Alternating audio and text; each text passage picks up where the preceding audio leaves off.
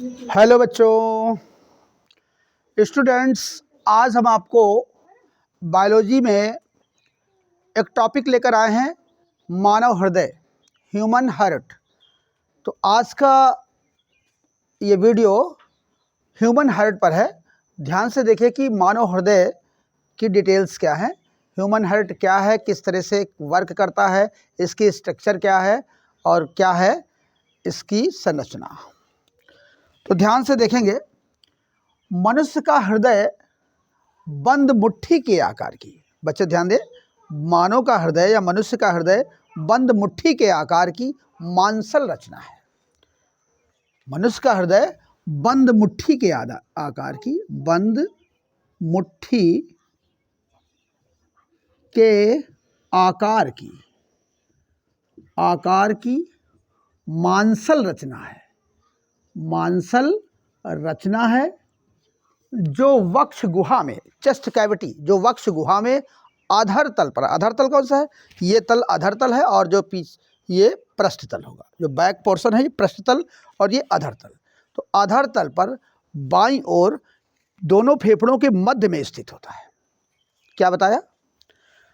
मनुष्य का हृदय बंद मुट्ठी के आकार की मांसल रचना है जो वक्ष गुहा में आधार तल पर बाईं ओर दोनों फेफड़ों के मध्य में स्थित रहता है। ध्यान से सुनेंगे बच्चों। अगर इसकी हम कुछ स्ट्रक्चर की बात करें तो देखिए, कुछ इस तरह से हम इसको बना सकते हैं।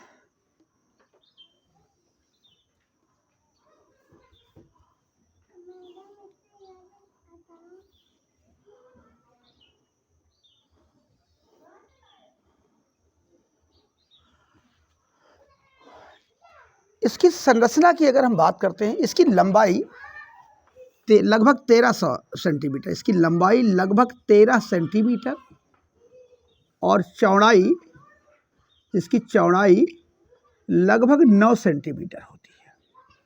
क्या बताया?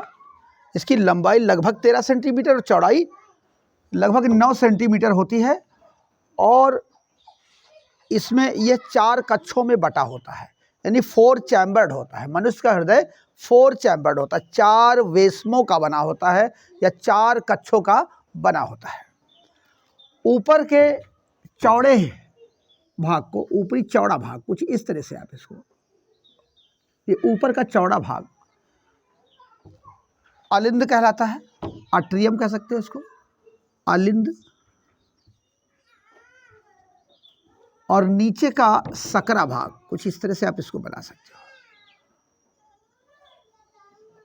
नीचे का जो सकरा भाग है ये निलय कहलाता है।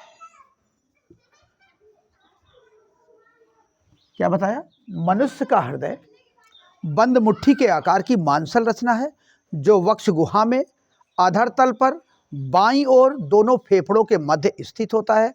इसकी लंबाई लगभग 13 सेंटीमीटर और चौड़ाई लगभग 9 सेंटीमीटर होती है। मनुष्य का हृदय 4 कक्षों में विभाजित रहता है, यानी 4 चैम्बर्ड होता है। ऊपरी चौड़े भाग को अलिंद कहते हैं और नीचे के सकरे भाग को निलय कहते हैं। हाँ, एक और बात, हृदय के चारों ओर एक दोहरी झिल्ली का आवरण होता है।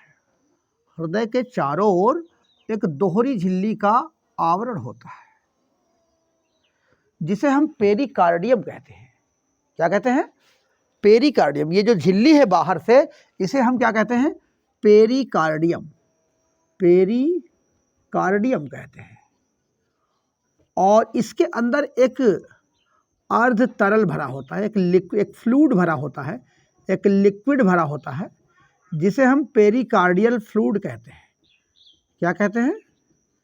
Pericardial fluid. बहुत ध्यान से सुनिएगा बच्चों, बहुत ही महत्वपूर्ण टॉपिक है ये। हृदय के चारों ओर एक दोहरी झिल्ली का आवरण होता है जिसे हम पेरिकार्डियम कहते हैं और इस झिल्ली के अंदर एक फ्लूइड भरा होता है, एक द्रव भरा होता है, एक तरल भरा होता है जिसे हम पेरिकार्डियल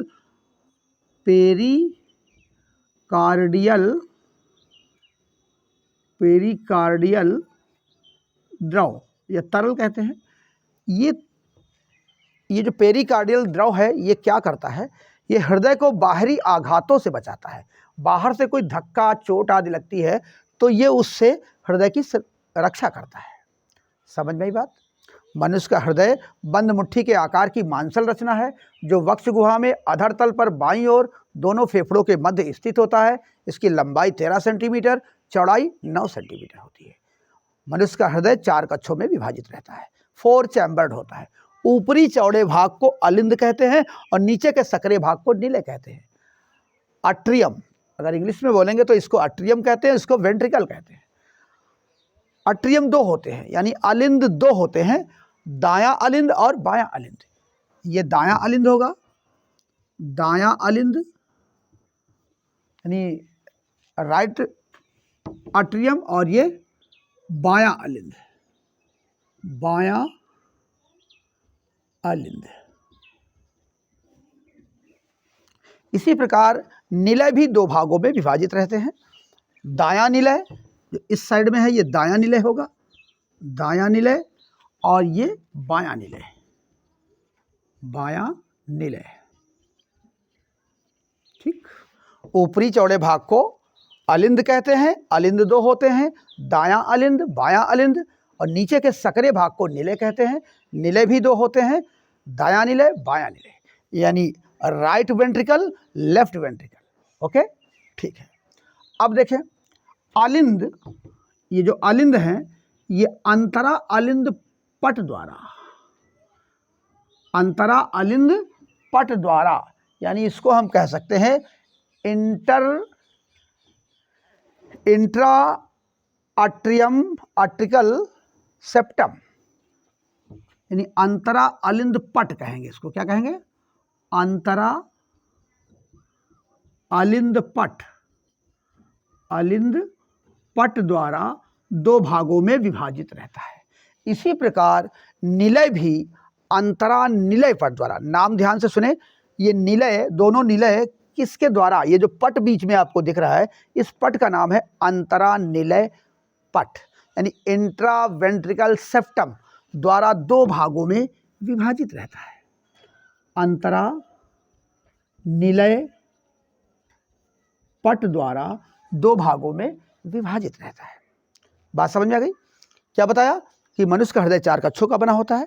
ऊपर के चौड़े भाग को हम अलिंद कहते हैं, नीचे के सकरे भाग को निलय कहते हैं। अलिंद 2 होते हैं, दायां अलिंद, बायां अलिंद। इसी प्रकार निलय भी 2 होते हैं, दायां निलय, बायां निलय। अलिंद अंतरा अलिंद पट द्वारा 2 भागों में विभाजित रहता है और निलय अंतरा निलय पट द्वारा 2 भागों में विभाजित रहता है। तथा अलिंद और निलय, इनके बीच में जो पट दिख रहा है इस पट को हम कहेंगे अंतरा अलिंद निलय पट, यानी इंट्रा आर्टिकल और वेंट्रिकल सेप्टम, यानी अंतरा अलिंद निलय पट द्वारा 2 भागों में विभाजित रहता है। ठीक है, यानी इसका नाम होगा अंतरा अलिंद निलय पट। ये भी अंतरा अलिंद निलय पट, ये दायां होगा और ये बायां होगा। ये जो आप देख रहे हैं कि अंतरा अलिंद पट, इस पर एक गड्ढा होता है, यहाँ पर दाहिनी ओर एक गड्ढा होता है जिसे हम फोसा ओवेलिस कहते हैं। क्या कहते हैं? फोसा ओवेलिस कहते हैं, ओवेलिस, यानी अंतरा अलिंद पट पर दाहिनी ओर एक गड्ढा होता है जिसे हम फोसा ओवेलिस कहते हैं। ठीक है, अब देखिए अग्र व पश्च महाशिराएं, अग्र व पश्च महाशिराएं एक एक छिद्रों के द्वारा दाएं अलिंद में खुलती हैं। इनको हम क्या कहेंगे? अग्र व पश्च महाशिराएं, अग्र व पश्च महाशिराएं, महाशिराएं। अग्र व पश्च महाशिराएं क्या होती हैं? अग्र व पश्च महाशिराएं रुधिर वाहिनियां हैं जिनमें अशुद्ध रुधिर बहता है और ये शरीर के विभिन्न भागों से रुधिर को कलेक्ट करके हृदय में पहुंचाती हैं। तो अग्र महाशिरा जो हृदय के ऊपरी भाग से रुधिर को लेकर आती है, पश्च महाशिरा जो हृदय के नीचे के भाग से रुधिर को लेकर आती है, और दोनों दाहिने अलिंद में खुलती हैं एक एक छिद्रों के द्वारा। इन छिद्रों पर कपाट होते हैं ताकि रुधिर वापस महाशिराओं में ना जा सके। इसी प्रकार पाल्मोनरी शिरा, दोनों पाल्मोनरी शिराएं एक छिद्र के द्वारा बाएं अलिंद में खुलती है। ये कौन सी शिरा है? पाल्मोनरी शिरा कहते हैं इसको। पाल्मोनरी शिरा, शिराएं, दोनों पाल्मोनरी शिराएं एक छिद्र के द्वारा बाएं अलिंद में खुलती है। ये फेफड़े से शुद्ध रुधिर लेकर आती हैं जो हृदय के बाएं भाग में अर्थात बाएं अलिंद में पहुंचाने का कार्य करती है। ठीक है। इधर निलय से, बाएं निलय से पाल्मोनरी, एक छिद्र के द्वारा पाल्मोनरी धमनी निकलती है। पाल्मोनरी धमनी कहते हैं इसको। पाल्मोनरी धमनी निकलती है दाहिने नीले से। किस नीले से? दाहिने नीले से पाल्मोनरी धमनी निकलती है जो अशुद्ध रुधिर को फेफड़ों में पहुंचाती है। किस कार्य हेतु? रुधिर का शोधन करने हेतु। यानी ये अशुद्ध रुधिर जो हृदय के दाहिने भाग से आता है उसे ये पहुंचाती है कहाँ पर? उसे पहुंचाती है पाल्मोनरी धमनी में। और ये धमनी कहाँ जाती है? फेफड़ों में जाती है। फेफड़ों में पहुंचती है और फेफड़ों में रुधिर का, फेफड़ों में पहुंचाती है जहाँ पर रुधिर का शोधन होता है। रुधिर का शोधन होता है। ठीक है। इधर दाएं निलय से कैरोटिकोसिस्टेमिक चाप निकलता है जिसे महाधमनी भी कहते हैं। ये दाएं निलय से कैरोटिकोसिस्टेमिक चाप निकलता है।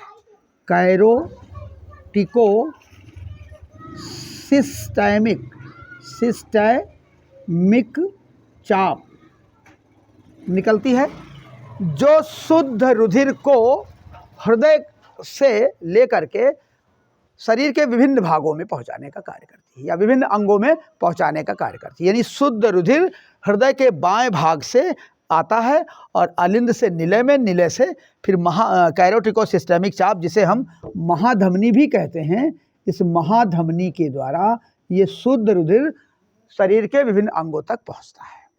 बात समझ में आ गई? यहाँ पर देखें, ये जो दाहिना अंतरा अलिंद निलय पट है, यहाँ पर कपाट होते हैं और जिसमें 3 वलन होते हैं। 3 वलन होते हैं। क्या होते हैं? 3 वलन। इसे हम त्रिवलनी कपाट या ट्राई कैप्सिड कपाट कहते हैं। त्रिवलनी कपाट जिसे हम ट्राई कैप्सिड कपाट भी कहते हैं। इसी प्रकार बाएं अंतरा अलिंद निलय पट पर एक कपाट होता है जिसमें 2 वलन होते हैं और इसे हम द्विवलनी कपाट कहते हैं। क्या कहते हैं इसको? हम द्विवलनी कपाट कहते हैं। इसे हम द्विवलनी कपाट या मिट्रल कपाट भी कहते हैं। मिट्रल कपाट, इसे मिट्रल कपाट कहते हैं। इन कपाटों का कार्य क्या है कि रुधिर अलिंद से निलय में तो पहुंच जाता है लेकिन निलय से वापस अलिंद में नहीं पहुंचता। बात समझ में आ गई? और यहाँ पर ये दो छिद्रों के माध्यम से ये जो पाल्मोनरी धमनी और ये कैरोटिकोसिस्टेमिक चाप निकलता है, यहाँ पर अर्धचंद्राकार कपाट पाए जाते हैं। यहाँ पर कौन से कपाट पाए जाते हैं? अर्धचंद्राकार कपाट पाए जाते हैं। ये भी रुधिर को वापस निलय में जाने से रोकते हैं। इधर ध्यान दें, अग्र व पश्च महाशिराओं के समीप एक गांठ जैसी रचना पाई जाती है। अग्र व पश्च महाशिराओं के समीप एक गांठ जैसी रचना पाई जाती है जिसे पेस मेकर कहते हैं। क्या कहते हैं इसे? इसे कहते हैं पेस मेकर। ये क्या करता है? ये हृदय के स्पंदन दर को बनाए रखता है, यानी स्पंदन दर को जारी रखने का कार्य करता है। इसे कंट्रोल करता है कि लगातार हृदय का धड़कना जारी रहे। तो यह कार्य है पेस मेकर का। तो बच्चों, बात समझ में आई कुछ? अब ध्यान दें, एक बार फिर से इसकी स्ट्रक्चर को पूरा समझ लें, चूँकि काफ़ी क्लिष्ट है, काफ़ी जटिल इसकी स्ट्रक्चर है, तो ध्यान से देखें। इसका फिगर भी मैंने थ्योरी के आधार पे बनाया है ताकि आपको थ्योरी समझ में आ जाए। बाकी आप चित्रों को आप बुकों से देख सकते हैं कि किस तरह से आप उसको बना सकते हैं, लेकिन यहाँ पर जो फिगर मैंने बनाया है वो थ्योरी बेस्ड फिगर है, जो कि मैंने अपने तरीके से बनाया है कि ताकि आपको इसकी पूरी थ्योरी लिखने में सुविधा हो जाए, आसानी से आप इसकी थ्योरी को समझ सकें। चलो एक बार फिर मैं पूरे कॉन्सेप्ट को क्लियर करता हूँ कि मनुष्य का हृदय बंद मुट्ठी के आकार की मांसल रचना है। मनुष्य का हृदय बंद मुट्ठी के आकार की मांसल रचना है, जो वक्ष गुहा में आधार तल पर बाईं ओर दोनों फेफड़ों के मध्य स्थित रहता है। हृदय की लंबाई 13 सेंटीमीटर और चौड़ाई लगभग 9 सेंटीमीटर होती है। मनुष्य का हृदय 4 कक्षों में विभाजित रहता है। ऊपर के चौड़े भाग को अलिंद कहते हैं और नीचे के सकरे भाग को निलय कहते हैं। अलिंद 2 होते हैं, दायां अलिंद और बायां अलिंद। इसी प्रकार निलय भी 2 होते हैं, दायां निलय, बायां निलय। अलिंद अंतरा अलिंद पट द्वारा 2 भागों में विभाजित रहता है तथा निलय अंतरा निलय पट द्वारा 2 भागों में विभाजित रहता है तथा अलिंद और निलय अंतरा अलिंद निलय पट द्वारा 2 भागों में बटे रहते हैं। तो इसी प्रकार इधर भी अंतरा अलिंद निलय पट द्वारा दोनों भागों में बटा रहता है। अब अग्र व पश्च महाशिराएं, अग्र व पश्च महाशिराएं शरीर के विभिन्न भागों से अशुद्ध रुधिर को लेकर के आती हैं और हृदय के दाहिने भाग में अर्थात दाएं अलिंद में अशुद्ध रुधिर को गिराने का काम करती है। ठीक है, एक एक छिद्रों के द्वारा ये खुलती है। और इसी प्रकार जो पाल्मोनरी शिराएं हैं, 2 पाल्मोनरी शिराएं होती हैं, दोनों फेफड़े से एक एक शिराएं निकल कर आती हैं, जिन्हें हम पाल्मोनरी शिरा कहते हैं। और पाल्मोनरी शिरा में शुद्ध रुधिर बहता है और शुद्ध रुधिर पाल्मोनरी शिराएं लेकर आती हैं और एक छिद्र के द्वारा बाएं अलिंद में खुलती हैं, अर्थात शुद्ध रुधिर को बाएं अलिंद में पहुंचा देती हैं। इसके बाद क्या होता है कि अलिंद से रुधिर निलय में पहुंचता है, यहाँ पर भी अलिंद से निलय में पहुंचता है, इधर अशुद्ध रुधिर पहुंचता है, इधर शुद्ध रुधिर पहुंचता है। तो यहाँ पर देखिए अलिंद निलय पट पर ये कपाट हैं, कपाट पाए जाते हैं जो कि 3 वलन होता है, जिसमें 3 वलन होते हैं, इसीलिए इसको हम त्रिवलनी कपाट या ट्राई कैप्सिड कपाट कहते हैं, ट्राई कैप्सिड कपाट बोलते हैं। और इस दाहिनी ओर देखेंगे यहाँ पर भी कपाट है, तो ये कपाट द्विवलनी कपाट, इसमें 2 वलन होते हैं, इसलिए इसे हम द्विवलनी कपाट या मिट्रल कपाट कहते हैं। अब रुधिर अलिंद से निलय में पहुंच जाता है, निलय से रुधिर तो दाएं निलय से एक छिद्र के द्वारा, एक चाप के द्वारा ये निकलती है पाल्मोनरी धमनी। कौन सी धमनी? पाल्मोनरी धमनी। और पाल्मोनरी धमनी में कौन सा रुधिर होता है? अशुद्ध रुधिर। कैसा रुधिर होता है? अशुद्ध रुधिर होता है। और ये अशुद्ध रुधिर को फेफड़ों में पहुंचाने का काम करती हैं, जहां पर रुधिर का शोधन होता है। और फिर जब रुधिर का शोधन हो जाता है तो वहां से शुद्ध रुधिर फिर पाल्मोनरी शिरा के द्वारा, ये शिराओं के द्वारा ये बाएं अलिंद में पहुंचता है और फिर बाएं अलिंद से बाएं निलय में जाता है और बाएं निलय से फिर महाधमनी निकलती है, जिसे हम कैरोटिकोसिस्टेमिक चाप भी कहते हैं, यहाँ से निकलती है और शुद्ध रुधिर को हृदय के विभिन्न अंगों में पहुंचाने का कार्य करती है। इन दोनों छिद्रों पर अर्धचंद्राकार कपाट स्थित होते हैं, अर्धचंद्राकार कपाट होते हैं। यहाँ पर एक बात और देखें कि ये जो अलिंद अंतरा अलिंद पट है, इस पर दाहिनी ओर एक गड्ढा होता है जिसे हम फोसा ओवेलिस कहते हैं। इसका कार्य अज्ञात है, अभी ज़्यादा इसके कार्य पर कोई डिटेल्स नहीं आया है। और यहाँ पर देखें कि ये जो अग्र व पश्च महाशिराएं हैं, इसके समीप एक गांठ जैसी रचना है जिसे हम पेस मेकर कहते हैं। पेस मेकर हृदय की स्पंदन दर को बनाए रखने का कार्य करता है। तो बच्चों बात समझ में आ गई? ये थी हृदय की संरचना, ठीक है, और उसका डिटेल। आशा है कि आपको बातें समझ में आई होगी और आप मेरे इस वीडियो को लाइक करिए और मेरे चैनल को सब्सक्राइब करिए। यदि कहीं कोई डाउट है तो कमेंट बॉक्स में कमेंट करिए। धन्यवाद।